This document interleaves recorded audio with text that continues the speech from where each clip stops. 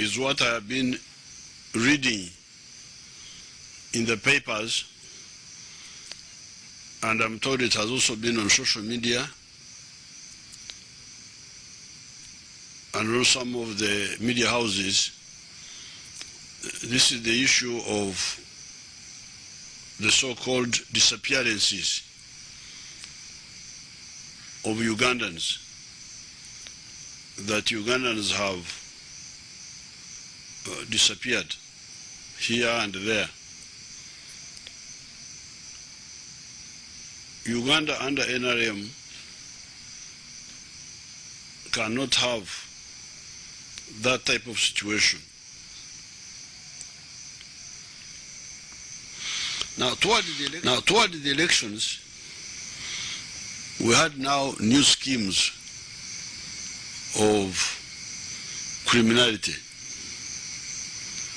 First of all, the culture of rioting. If there is anything, riots. And how do they riot? Attack buildings,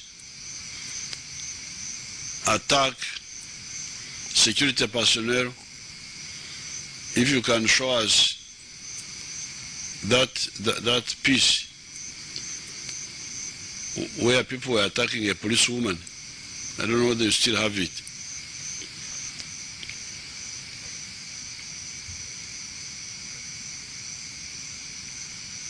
Now you can see that red-shirted man attacking that Kasumoro girl, that Kasumoro policewoman. You can see it.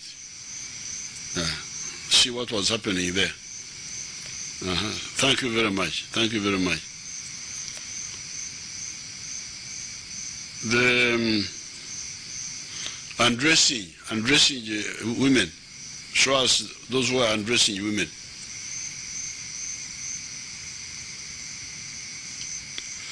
That misbehavior and plans to stop the elections, because these lawbreakers were planning openly that they would not allow the elections to take place. The security forces decided to deploy heavily just before the elections. And in the case of Kampala, we also brought a commando unit which had distinguished itself in fighting in Somalia and which had destroyed ADF. We deployed it. It was deployed in the Kampala area. And this group quickly defeated the terrorists who had started operating here. They killed a few who tried to attack them and arrested scores of those lawbreakers in Makerere Kivuru, in Nachivochano, some from Pigi, some from Chotera, some from Mukono. Now, finally, I just want to comment on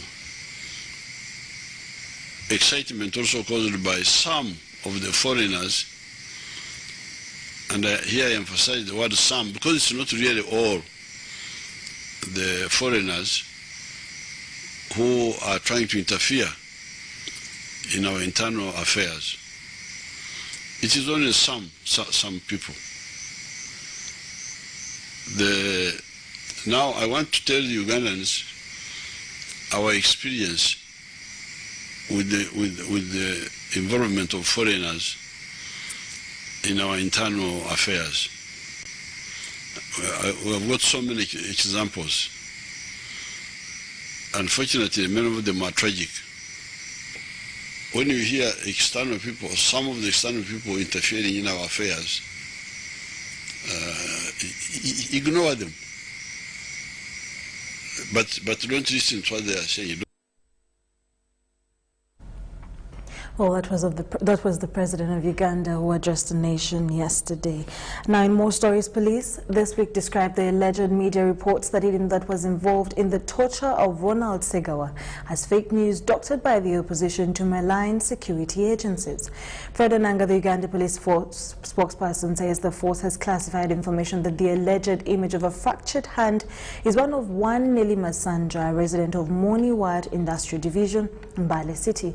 In its statement, police points out that the real victim, Nelima Sandra, whose photos were allegedly photoshopped to suit the negative propaganda on different media platforms, fell off a rock barely 2 weeks ago and is currently undergoing treatment at Mbale Regional Referral Hospital. Our task teams that are actively investigating the alleged torture have meticulously verified that the image of a fractured hand attributed to Ronald Segawa were of an accident victim identified as Nelima Sandra of Moni Ward Industrial Division in Mbale City, who fell off a rock on the 27th of January 2021 while at the village.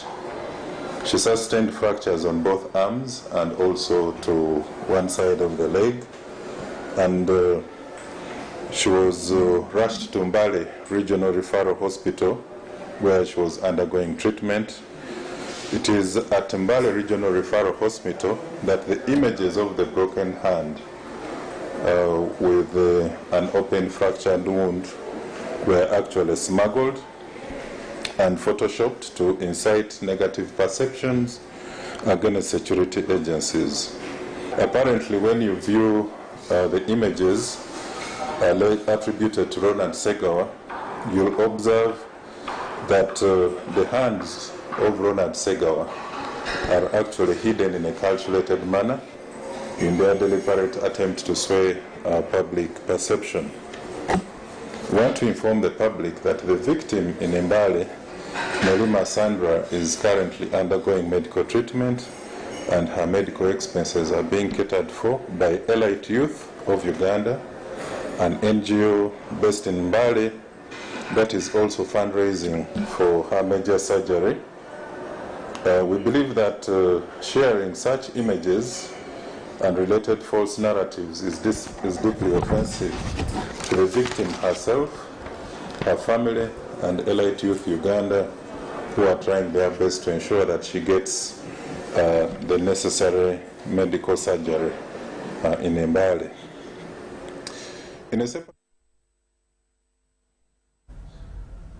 President Yoweri Museveni this week directed the Judiciary to provide nationwide judicial services up to the sub-county levels.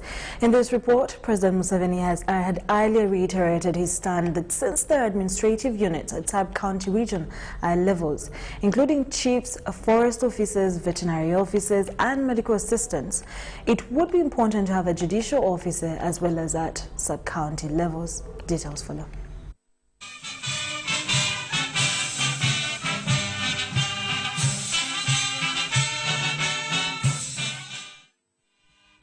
I, Margaret Appiah, swear in the name of the Almighty God that I will well and truly exercise the judicial functions entrusted to me and will do right to all manner of people in accordance with the Constitution of the Republic of Uganda as by law established and in accordance with the laws and usage of the Republic of Uganda without fear or favor, affection or ill will.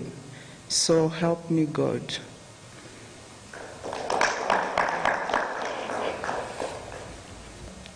Today you've given me an additional weapon in my arsenal, but of course we ask for more. Our people need judicial service, and when you graced our new law here, the first president in this country, Your Excellency, to come and grace the important new law here for the judiciary. When you promised us that you would ensure that our people see the rendering of justice up to the sub-county level. You couldn't have given us a better prize than ensuring that our people of Uganda enjoy safe water, enjoy local governance, and similarly enjoy the administration of justice right up to their doorstep. You couldn't have done anything greater than that one that day. And we are enormously beholden to you for that. For me, I would want to appeal to the judiciary that offenses like murder, like rape, those two, maybe even defiling young children. I think for those, even when we don't have enough resources, this one should always be got out of the way, because that one removes enmity from the society, removes enzugu, the vendetta. The vendetta. The other issue, the wrong, the land, the what, those are problems. But for the African mentality, certainly for the Banyankore, it is not the same problem like blood. So I welcome Justice Apin to join the bench. Thank you for bringing also Lakwara. Apoyo Bino, Apoyo Teach. Thank you very much. In the course of the week, the Supreme Court this week gave the petitioner and respondents in the presidential election petition filed by Kyagulanyi Ssentamu Robert timelines to be followed in the progression of the petition. Now, this was scheduled, the pre-hearing was scheduled, and there was a fail to start because the petitioner asked for more time to file affidavits.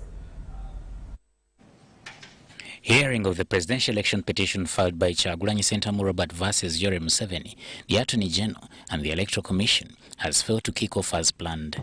For pre-hearing, Court had set aside this Thursday as the date for pre-hearing, but the petitioners asked for a rain check. Is to have the pre-hearing session adjourned to another convenient date as you may be pleased, where we undertake to be more organized, prepared, and definitive in how we move. The Chief Justice Alfonso Winyidolo highlighted that the time frame for hearing and disposing the presidential election petition is strict and dictated by the Constitution. It is really, really important that we abide by this timeline, because we may end up with a crisis. To this end, he issued timelines that ought to be followed by all parties in this case. The petitioner has been given an additional period of up to Sunday, 14th February 2021 to file all affidavits. The respondents have up to Saturday, 20th this month to file affidavits. The petitioner has been asked to file all rejoinders on the 23rd of February 2021. On the 24th of February 2021, court will have the pre-hearing session. The 25th and 26th has been set aside for cross-examination and presenting of electronic evidence. The petitioner will on 27th of February 2021 file the written submissions. The respondents will respond to this on 2nd March 2021. The petitioner will file a rejoinder on the 4th of March 2021. On 5th March 2021, each party will be given 30 minutes to make oral submissions and 20 minutes for rejoinders. Court will then retire and use the duration of 7th to 18th March 2021 to write the final judgment. So everybody will do everything that needs to be done to ensure that we keep within this time frame if we are to render justice in the matter before us. This case, like many other presidential petitions all over the world, tend to be promoted as face-offs between lawyers from the camps involved. The Chief Justice advised against this. He also asked them to desist from discussing the case in the media. The petitioner has chosen to come to court. He has not chosen to go and present his case in a marketplace. Leave the courts to do their work. And this begins from council. I have seen in the print media, I have seen on TV, some people appearing, we shall defeat this case. This is the forum where you can defeat the case. This is the forum where you can succeed to overturn the outcome of the presidential elections that was held on the 14th and declared on the 16th. Nowhere else. The petitioner in this case, Kyagulanyi Ssentamu Robert, alleges that the 2021 presidential elections weren't held in full compliance of the law and wants court to nullify Yoweri Kaguta Museveni's win. Samuel Senono, UBC News. Thank you so much, Samuel. And in more stories, during the week, over 250 regiment police were this week passed out at Masindi Military Police Training School for the last 4 months, who were selected from various units and formation within the UPDF. Now, they have been undergoing various course units, notable regiment police duties, service detention and barracks regulations, police education, leadership training, rank and drills. The function was presided over by the Chief of Training and Recruitment in the process in the UPDF Brigadier General Chris Bossa. Masindi Military Police Training School is a renowned career and skills institute not only in Uganda but across the East Africa. Remove magazine and put down. Remove magazine and put down. 4 fingers in magazine house. 4 fingers in magazine house. Open yourself, cock twice and hold. Year in, year out, the school witnesses several pass-outs.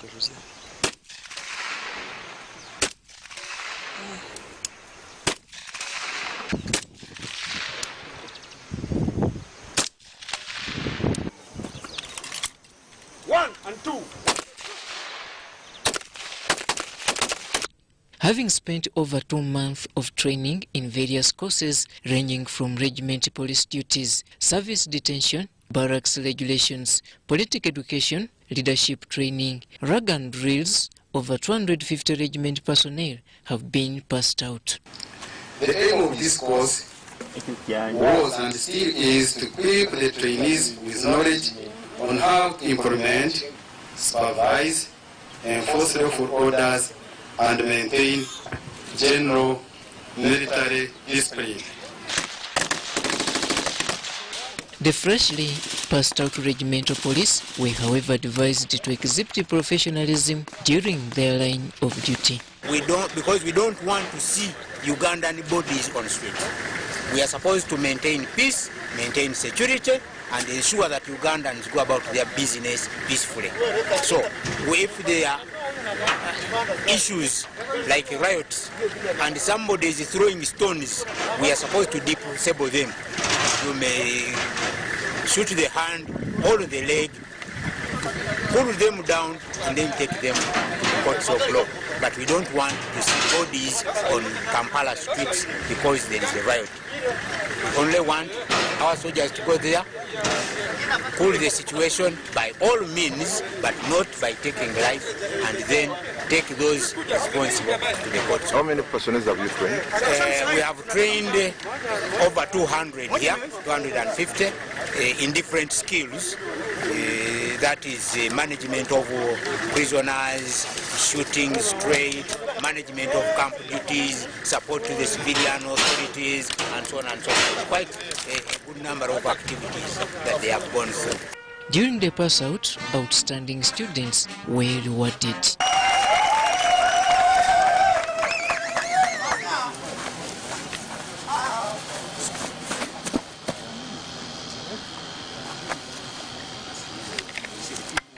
Balunko emerged the most disciplined student on the course. His general conduct during the course for the past 4 months we have been with him has been outstandingly excellent. Congratulations, Balunko.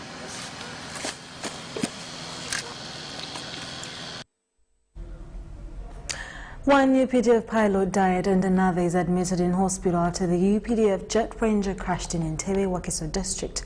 The jet ranger, which fell immediately after takeoff, was piloted by 2 cadet trainees on a mutual training flight. Now, Brigadier General Flavia Biekwaso, the UPDF spokesperson, confirmed the incident and also identified the deceased as Captain Karo Businje, the pilot captain, and cadet pilot Abdullah Weka, who is nursing injuries at St. Mary's Hospital, Chisobe.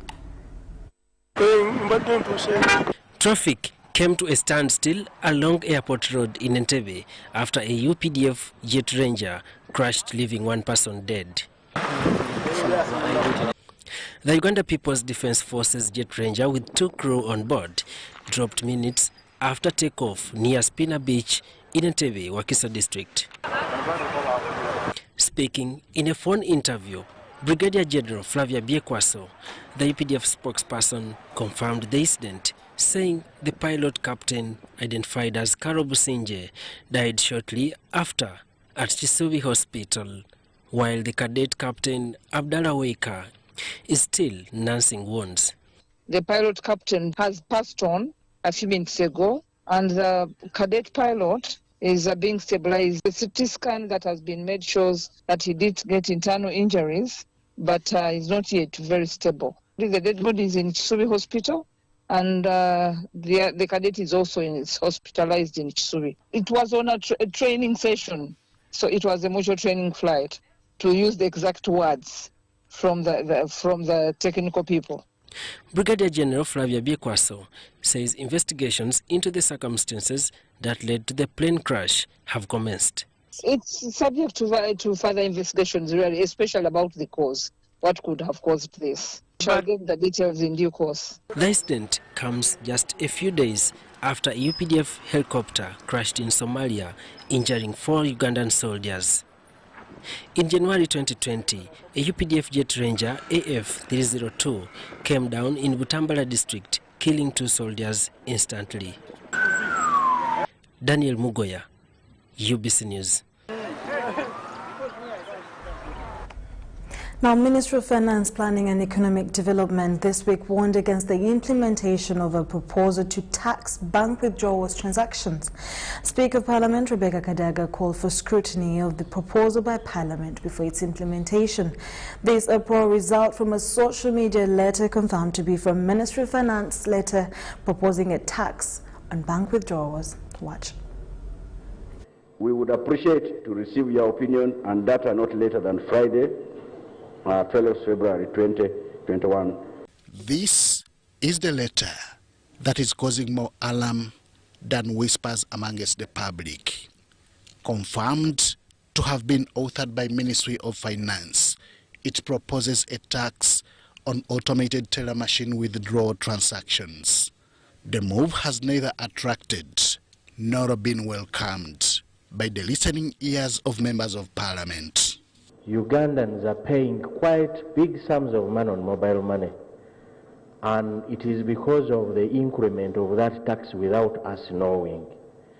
Madam Speaker, yesterday, social media was awash with another proposal to charge cash withdrawals. Because we have seen so many things that have gone on without Parliament passing them, yet they are mandatory to be commanded or to take place after Parliament has allowed. Whereas State Minister for Finance, David Bahati, says it is still an internal matter under consultation, the public wants answers.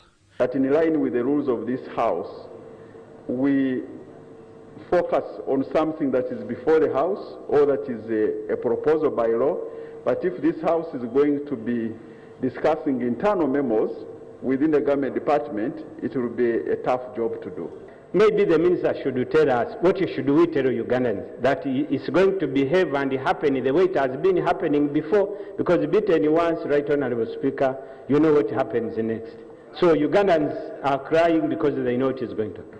It is at this point that the Speaker of Parliament, Rebecca Alitwala Kadaga, has warned against actualizing the move before going through Parliament. Can we have an undertaking that you will not implement this before you come here for our authority? That's what we want. Madam Speaker, we have never implemented any tax before the approval of Parliament, and we shall never implement any tax measure before it is approved by Parliament. Currently, Ugandans part with some tax on some mobile money transactions. Members of Parliament do not want to see this happen to bank withdrawals. Henry Okrut, UBC. I put the question. A team from the Inspectorate of Government is in the West now carrying out a verification exercise on how communities benefited from the Northern Uganda Social Action Fund. This follows the suspension of Arua districts from receiving over 450 million Ugandan shillings meant for the communities that were allegedly misappropriated by the former Chief Administrative Officer, Cheptegei Ismail, and a non-government organization identified as a double pole.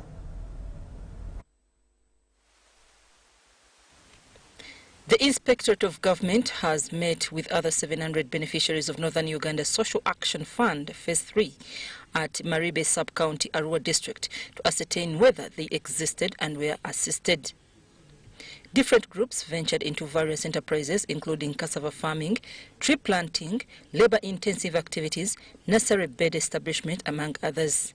Candy Richard, community facilitator in Maribe Sub-County for the Obia Valley watershed, says communities say there is need to increase on the budget of such projects. The budget for the projects, especially while approving, was not enough, because you see, you look at some of these valleys, the streams, especially they needed really a higher budget than which was approved. Really, I think they need to increase the budget. It will now depend on us while generating the sub-projects. At least such values, I think, to be seen by the technical person critically, such that the budget can be done according to the nature of the area. The Secretary, Dry Labor, Cassava Growing on Maribe Sub-County, Lekuru Emily, highlighted a challenge of poor seasons which has affected their crops. Director of Projects, Risk Monitoring and Control, James Penyui, said they had confirmed that beneficiaries do exist and are working. Decided to quickly organize to come and actually do 100 verifications of the beneficiary. First, to confirm that they exist.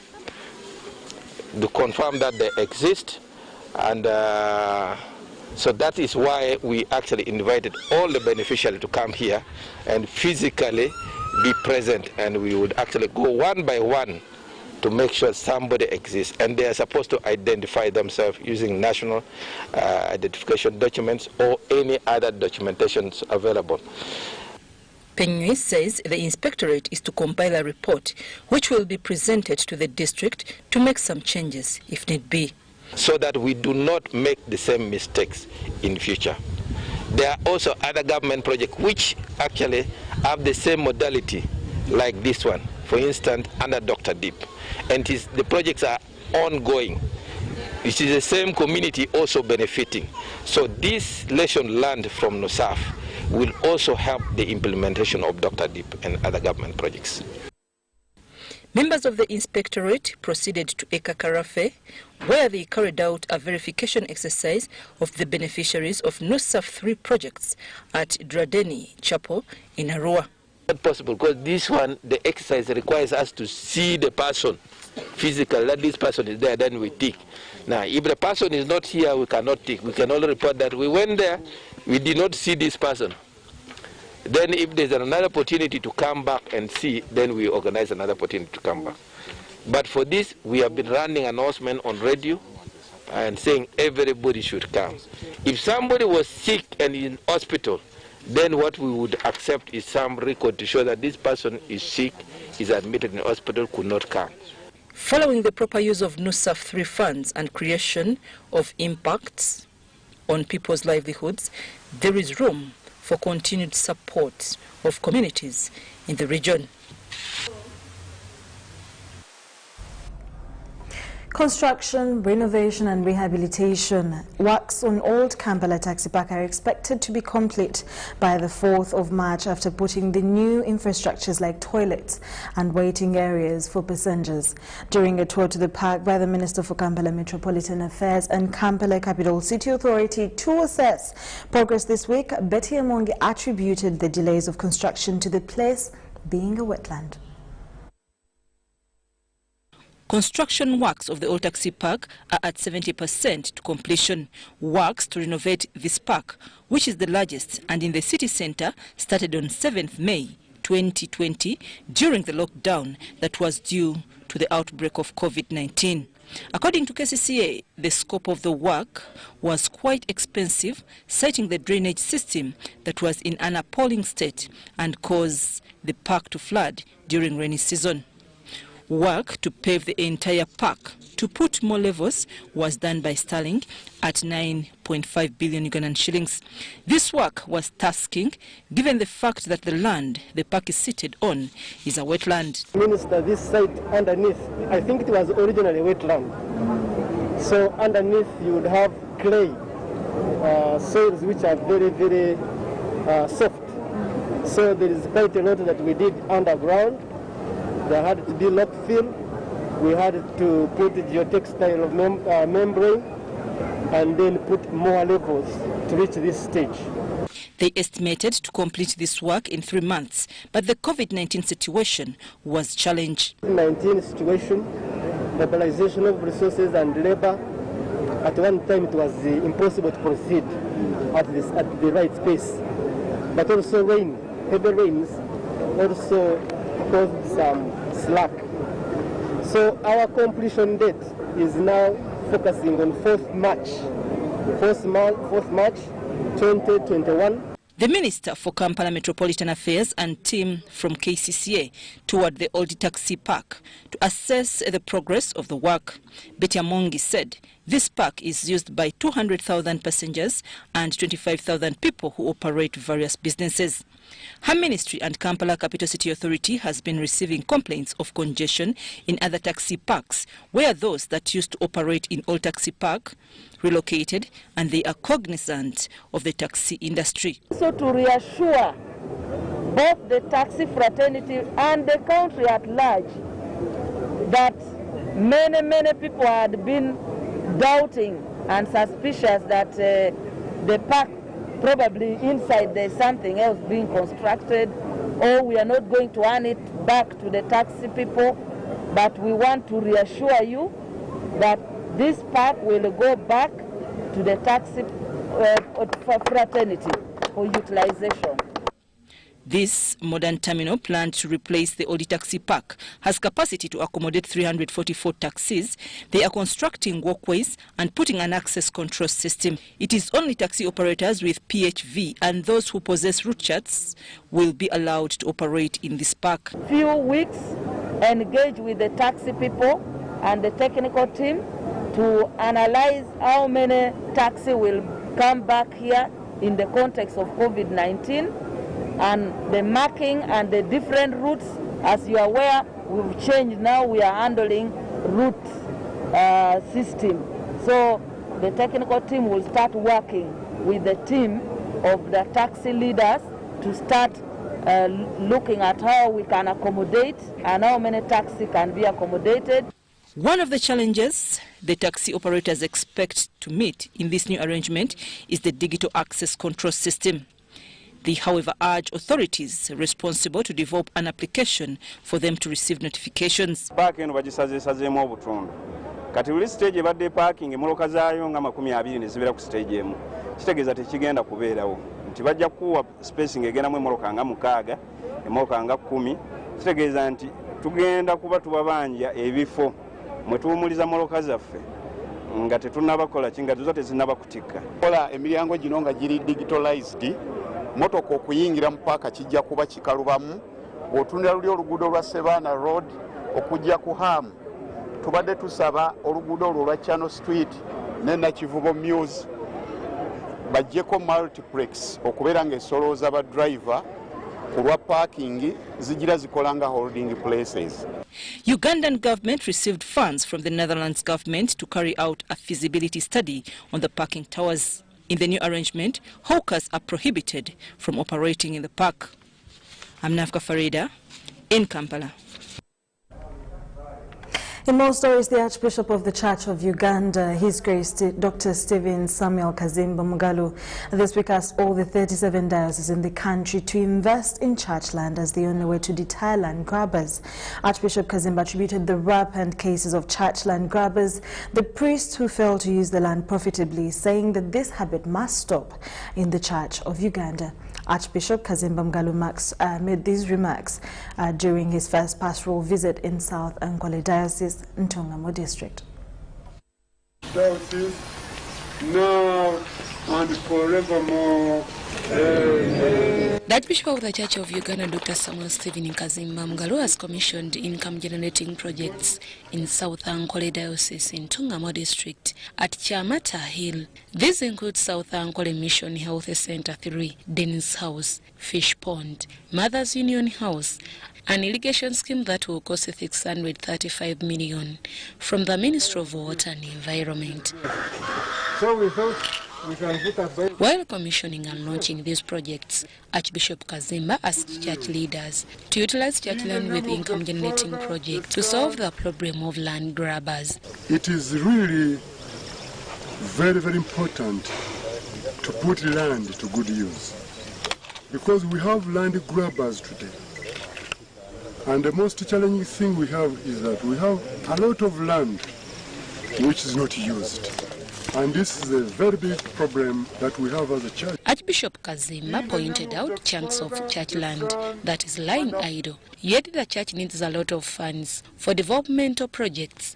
When Adam was created and Eve, they were put in the garden. And you know, this is very important. We have seen actually a hatchery which is going to be producing every week 1,250 chick. This is very, very important for the Christians. Also, they'll be having food. He said the Church of Uganda can not only survive on offertories and tithe, but also with developmental projects. The Archbishop commended the Bishop of South Ankole Diocese, the Right Reverend Nathaniel Imbisibwe, for being a visionary with all projects commissioned at the diocese aimed at uplifting income generation in the church. I have also seen acres of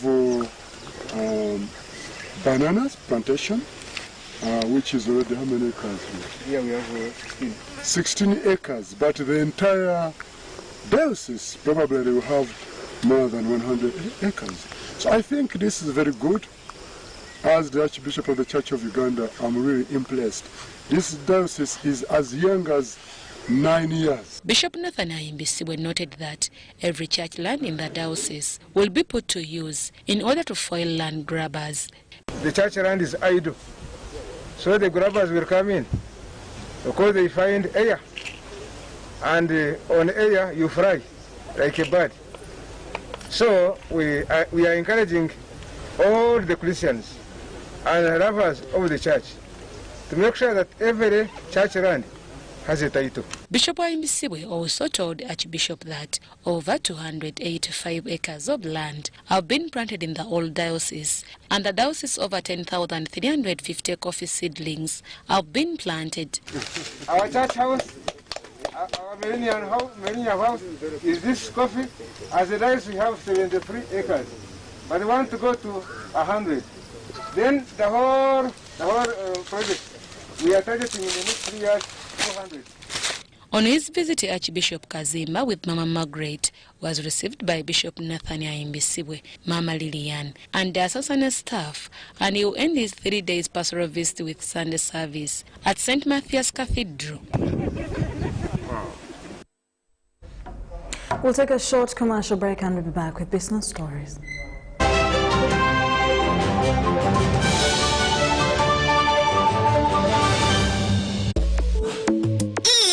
Enjoy great value from Airtel with the all-new My Packalast combo offers. We have customized especially for you the best deals on minutes, data, and SMS with our 3-in-1 My Pakalast combo to give you the best value as you stay in touch with friends and family. To activate My Pakalast voice combo, dial *100 *2 *1 hash to get started. Airtel, the smartphone network. It's no secret that ICT makes learning easy. The strides made in our field could not be possible without it.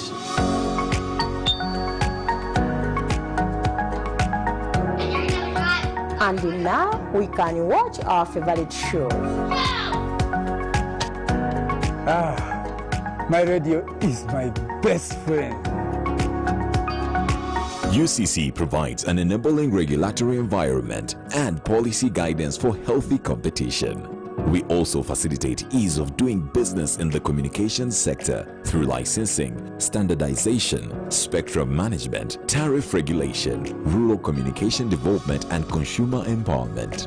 An informed consumer is an empowered consumer. UCC supports local content and innovations. Driving the development of a robust communication sector in Uganda is Uganda Communications Commission.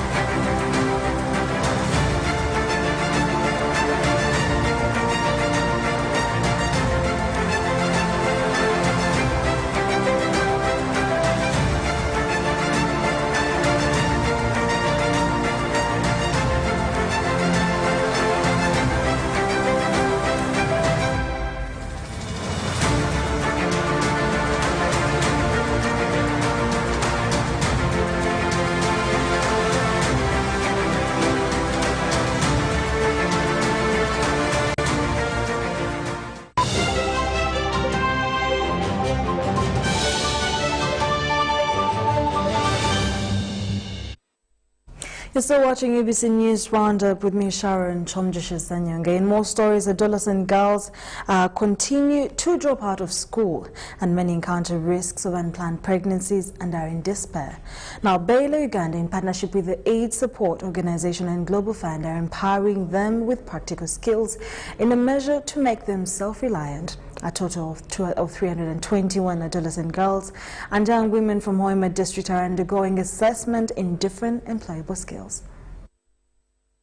Baylor Uganda is empowering adults and girls with vocational skills as a way of addressing vulnerability among them. Over 300 young girls have been undergoing 3-month skills training in tailoring, knitting, plumbing, domestic wiring, welding, automotive mechanics and cookery, among others, are being assessed by the Directorate of Industrial Training. The field officer, Hoima Cluster, Baylor Uganda, Kabagenyi Mary, says the girls are also provided with sustainability packages upon graduation. The main objective of this project is prevention of HIV and AIDS spread among the adolescent girls and young women between the ages of 10 to 24 that dropped out of school. The acting director, Directorate of Industrial Training, Patrick Biakatonda, encourages the girls to continue training for better skills growth for employability. Vulnerable girls who have been trained, now this can assist them to upgrade. They already, after getting a modular certificate, you can enroll for level 1. Now, level 1, you take 3 years. Then, from level 1, you get an equivalent of senior 4. Then they can go to level 2, which is an equivalent of senior 6. They continue up to level 4, which is an equivalent of a diploma. They continue, they go to bachelor's degree. From this starting, you can become an engineer. The principal, St. Simon Peter's Vocation Training Center, Richard Alikira, says the skills acquired by the youth will help them alleviate poverty in their communities. Yeah, the aim of training is to actually equip these young women, ladies and young mothers with employable skills which they can apply, which they can use outside there to be able to earn a living. And our belief is that if these young youth are equipped with skills, with the right set of skills, they will be able to become productive. And when they become productive, they will stop, or at least they will reduce on their engagement in activities that could put their lives at risk. The girls believe that the training will go a long way in preparing them to be productive and self-sustaining. First of all, I'm going to get the experience, I'm going to work, and then I won't be dependent on others, because I will have got the opportunity to work for myself and earn my own money, which can help me to cater for my own personal issues. Uganda Coffee Development Authority with the Uganda Revenue Authority Customs Department have today discussed the developments to facilitate the coffee export business. The meeting deliberated on the available infrastructure and processes in the UA Customs Department that are aimed to make coffee export business more efficient. Mark Wadula has a detailed report on this story. To get Kikobero coffee on every city of the African continent. As Uganda coffee exports grow by the day, there is a pressing need to leverage all available opportunities locally and globally to support the supply value chains. At this meeting, precedence has been given to the role customs will play in ensuring efficiency. We are looking at how the URA customs can facilitate exports of coffee through our borders, especially the eastern border of Mombasa, but also Dar es Salaam. There are new initiatives that have come up, and these are initiatives they want to share with the exporters so that they can ease the cost of doing business.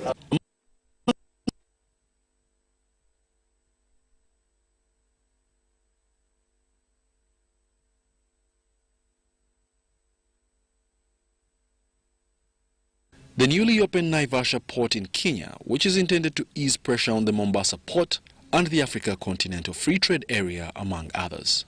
We have been holding meetings with Uganda Railways.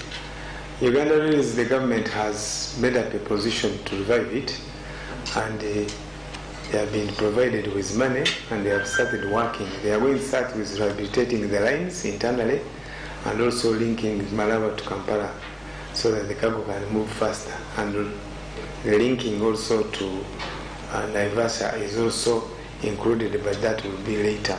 Because of the automation we've come up with, we have simplified their export processes at the borders. You remember when we started the one-stop border posts? We have also simplified their processes at the ports in Mombasa, because we have deployed our officers in Mombasa.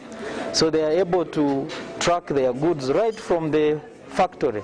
Concerns about delayed clearance of coffee from Mbale district in eastern Uganda have also been raised. We still have one area, which is Mbale, which is still suffering, which is in the old style. Containers are delayed for 2 days, just because when we load, witnessed by UCDA, we cannot seal them until when the URA witnesses, and URA can only witness after getting the C2 exam. A specific one from Mbale, I think it's something I was talking to my colleague that I'm going to address immediately. I'm going to address that immediately. We don't have to see containers coming to the border, then go back, then wait for officers to go. I think it's another non-tariff barrier which we can control ourselves. I don't see what we are. Italy has maintained the top spot among countries Uganda exports its coffee to, followed by Germany, Sudan, Belgium and India. African countries that consume Uganda's coffee the most are Sudan, Morocco, Kenya, Algeria, Egypt, South Africa and South Sudan. Reporting for UBC News, Wadulo Makanold in Kampala.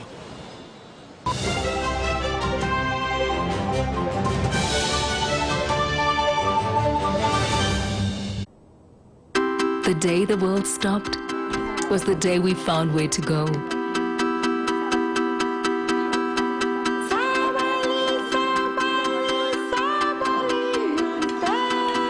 From now on, we're not going to leave anything on our plates, because we've learned to savor the moments that were always there, and they never tasted this good. Double data. Airtel introduces double data, the biggest deal ever on smartphones in Uganda. Buy a smartphone, 3G or 4G, and get 100% data bonus from Airtel. Airtel is giving you 100% bonus data on all weekly and monthly bundles for every new smartphone connected to Airtel for the first 3 months. Dial *175*9# to enjoy double data. Double data, double data. Oh, binovie biruma ya ye. Airtel, the smartphone network, regulated by Uganda Communications Commission.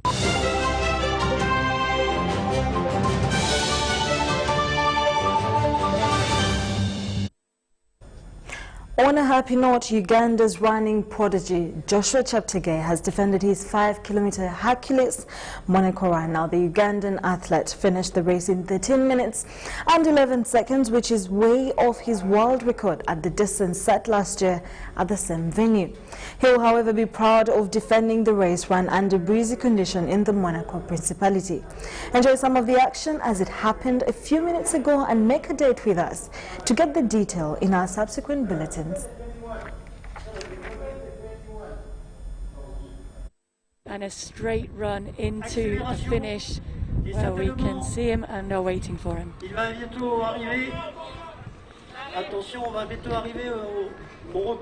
He'll be very, very satisfied with this performance. It's not a record. I don't think he probably realised very early on that was unlikely to happen. But he'll come out of here feeling very confident for the rest of the season. And he's not too far off in the end with the speed that he's picked up over those closing stages. I'm looking to see if we can see him. We will see him pass under the red arch that they started under and now down onto the carpet and towards the finishing straight here. Here he comes. And 13, 9, 10 across the line there.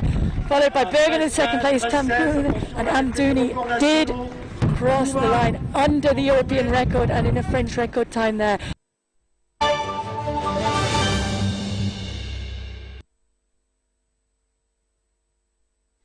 Well, Joshua Cheptegei's success is one of the highlighted stories today. Congratulations to Uganda. My name is Sharon Chomjisa.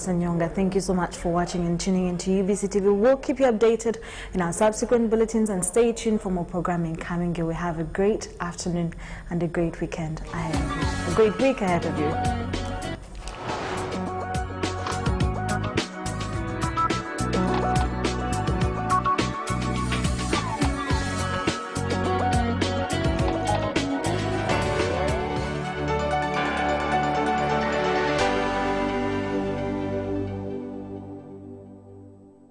Stay connected to the largest 4G network in Uganda, anytime, anywhere, using the Airtel 4G Pocket MiFi, available at only 123,000 Uganda shillings. This comes with 15 GB free, valid for a month. You can connect up to 10 users at a go and still enjoy a shared yet unmatched internet experience.